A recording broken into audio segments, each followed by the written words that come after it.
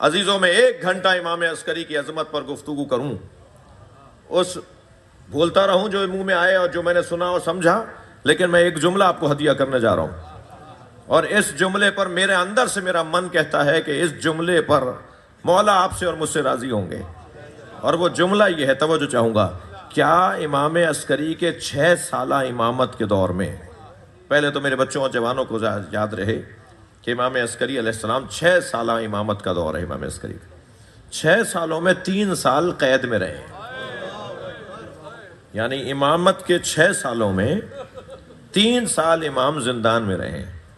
اور 3 سال جو باہر رہے ہیں یعنی گھر میں رہے ہیں، وہ بھی کیسے رہے ہیں کہ امام کسی سے مل نہیں سکتے، کوئی ملنے آتا ہے تو 4 جگہ اس سے گفتگو ہوتی ہے کہ کیوں ملنے جا رہے ہو،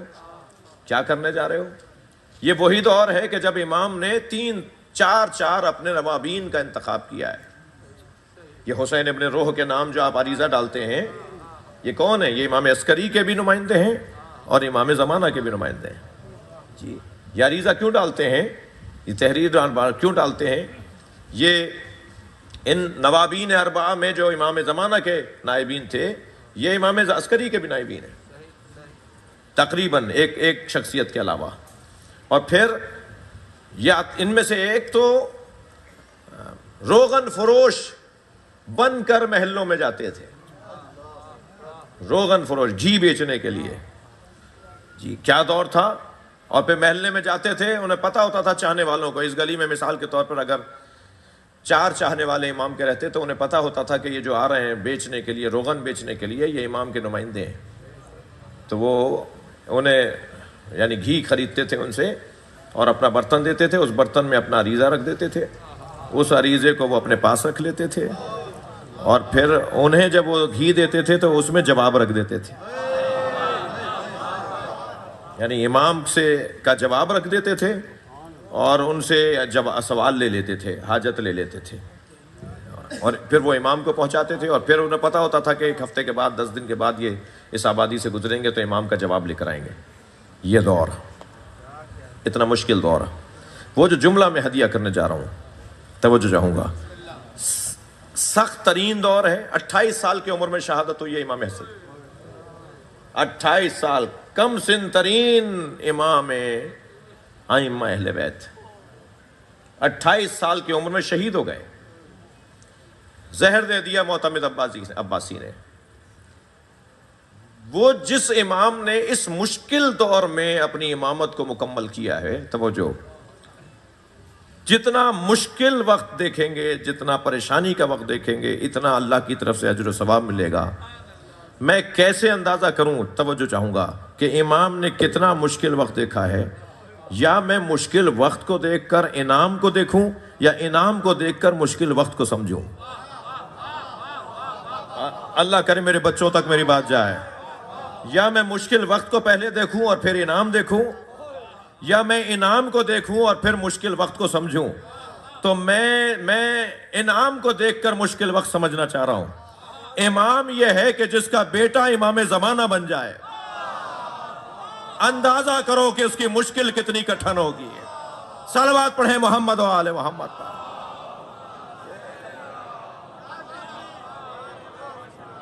بلند تر صلوات محمد و آل محمد۔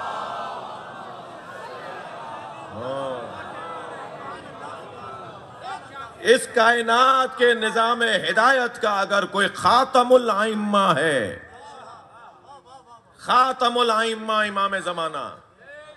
جیسے خاتم الانبیاء نبی مکرم، ایسے خاتم الائمہ امام زمانہ، جس کا بیٹا خاتم الائمہ بن جائے، جس کے بیٹے کی عظمت یہ ہو کہ جب کسی نے پوچھا امام حسین علیہ السلام سے، مولا مہدی کی ولادت کب ہوگی، تو فرمایا لو ادرکتہ لخدمتہ ایام حیاتی،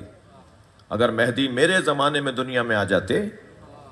تو میں ان کی خدمت کے لیے اپنے آپ کو وقف کر دیتا۔ کون کہہ رہا ہے؟ امام حسین۔ امام حسین فرما رہے ہیں کہ اگر مہدی میرے زمانے میں آ جاتے تو میں مہدی کی خدمت کے لیے اپنے آپ کو وقف کر دیتا۔ امام حسین کی قربانی پر امام حسین کو ایک انعام یہ ہے کہ آپ کی نسل سے مہدی ہیں، مہدی زمین و آسمان، مہدی دوراں۔ مولا آج شب شہادت ہے، اور شب شہادت اس امام کا ہے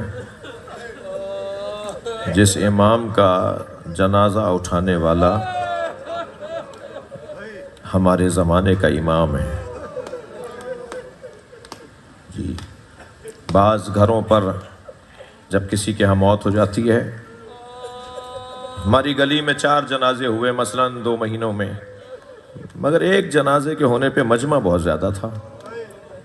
تو آپ نے پوچھا کہ جی اس جنازے میں لوگ زیادہ کیوں ہیں؟ تو جواب دیا جائے گا کہ یہ مثلاً اس علاقے کا بزرگ ہے۔ جی، تو سب سے زیادہ پرسہ تو امام زمانہ کو دینا ہے نا، ان کا دور ہے، سردار ہیں ہمارے، مالک ہیں، مولا ہیں ہمارے، اور پرسہ اس لیے دینا ہے کہ 5 سالہ عمر میں یتیم ہوئے ہیں۔ اجرکم اللہ، اجرکم اللہ۔ ہم نے دیکھا ہے کہ جب کم سن بچے یتیم ہوتے ہیں تو ان پہ شفقت زیادہ ہوتی ہے، ان سے پیار کا اظہار زیادہ ہوتا ہے۔ یہ کیسی شفقت ہے کہ امام اپنے بابا کے جنازے کو کاندھا بھی نہیں دے پائے، صرف نماز پڑھانے کے لیے گھر سے باہر آئے، تکبیر نماز کہیں اور پھر دوبارہ غیبت میں چلے گئے، اس لیے کہ مصلحت الہی یہی ہے، مصلحت الہی یہی ہے۔ جب معتمد عباسی نے امام عسکری کو زہر دیا اور عزادارو زہر کا اثر بڑھنے لگا، تو حضرت نے اسماعیل ابن یحییٰ نامی اپنے غلام کو کہا کہ تم حجرے میں، فلاں حجرے میں جاؤ، وہاں ایک کم سن بچہ بیٹھا ہوا اللہ کا ذکر کر رہا ہوگا، اسے میرے پاس لے آؤ۔ وہ کہتے ہیں پہلے تو مجھے تعجب ہوا کہ کون کم سن بچہ، کون کم سن بچہ اس گھر میں آیا ہوگا، کس کا بچہ آیا ہوگا؟ کہتا ہے کہ جب میں اس حجرے میں گیا تو میں نے دیکھا ایک 4 یا 5 سالہ بچہ ہے جو مصلی عبادت پہ بیٹھا اللہ کی تسبیح کر رہا ہے۔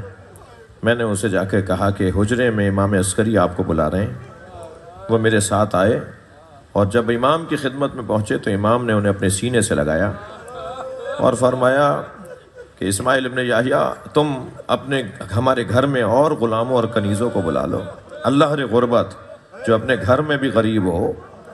کہ کن کنیزوں اور غلاموں کو بلا لو۔ جب سب آ گئے تو امام نے فرمایا یہ تمہارا آگے 12واں امام ہے، اور تمام امور امامت امام زمانہ کو سونپا، اور امام زمانہ کے ہاتھ کو پکڑ کر وصیتیں فرمائی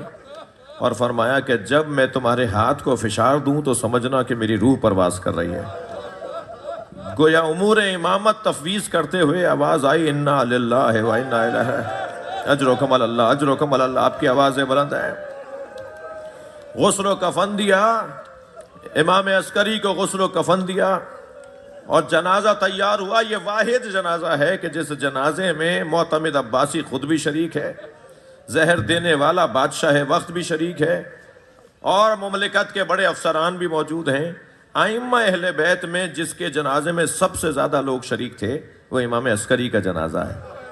اور جب جعفر آگے بڑھے نماز پڑھانے کے لیے تو بالکل صفیں درست ہو چکی ہیں، اور تکبیر کہنے کا ایک لمحہ رہ گیا تھا کہ دروازہ کھلا اور ایک وہی 5 سالہ بچہ باہر آیا